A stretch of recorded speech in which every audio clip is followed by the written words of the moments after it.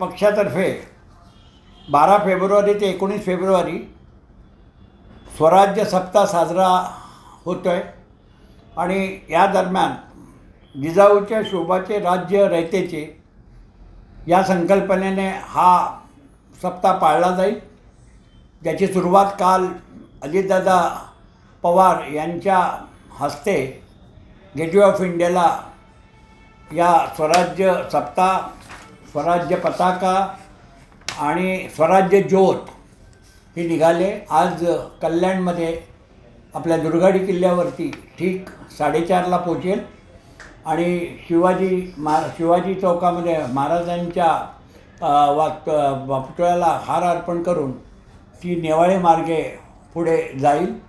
या निमित्ताने राष्ट्रवादी काँग्रेस पक्षातर्फे, कल्याण डोंबिवली राष्ट्रवादी काँग्रेस पक्षातर्फे आम्ही या स्वराज्य ज्योतीचं आणि सप्ताहाचं स्वागत करतो आहे. दुर्गाडी किल्ल्यावर सर्व नागरिकांनी यात सामील व्हावं आणि या